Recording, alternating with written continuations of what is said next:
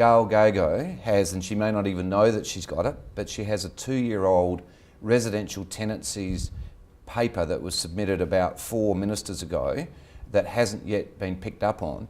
Can we get that released to the industry so we can have a look at that paper, and within that my understanding is that some of the red tape and some of the very old practices where residential tenancy is completely out of touch in certain areas are addressed.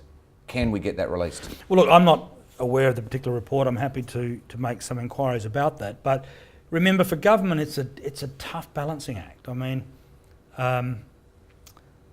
notwithstanding the fact that I also have tenants in my properties, I mean, government has to make sure that it balances the need of the tenant in terms of that person's protection, security, and this is not about whether or not there are bad practices. It's about sensible, balanced regulation to make sure that tenants get a fair go, but equally, landlords and or their agents are also treated properly and get a fair go. Just on that, and I don't want to harbour because I know it's not specific to your area, but a couple of common sense things. Firstly, I'm not sure whether you're aware, but a landlord's name and address and any move by the landlord, their new address within 14 days must, by law, be notified to the tenant. That's one. I mean, that's just incredible. You know, do you find that incredible? Well, I don't think it's unreasonable. Whether or not it creates an administrative nightmare, that may well be a valid point. Security, privacy issues? Well, so in other words, you're the owner of a property. If you moved home, by law, we have to notify your tenant where you've moved to within 14 days. Well, there was obviously a very good reason for that. That doesn't particularly bother me, I might add.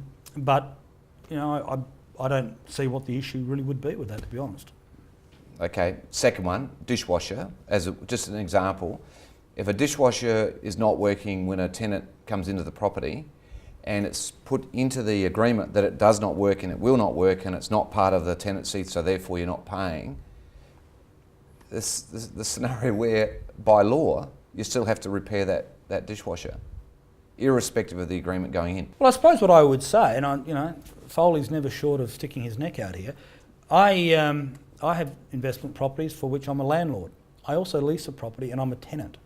And there are nuances and disappointments and frankly things that annoy the living daylights out of me, but I have to accept that's the life of being a tenant. I've actually can see the argument from both sides of the fence, given I'm both a landlord and a tenant, and I can see why there are certain conditions in the tenancy law to ensure that the tenant gets a fair go.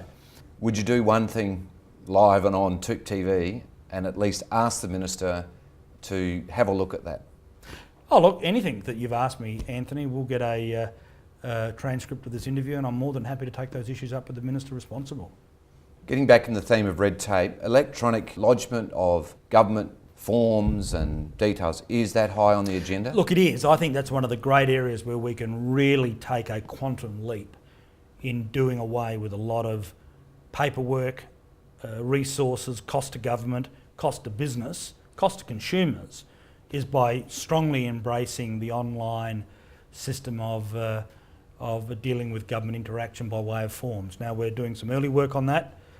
We're probably a little bit behind the curve on that, but that's a good opportunity in the year or the next 6, 12, 18 months ahead to vastly streamline the way government interacts with both business and consumers.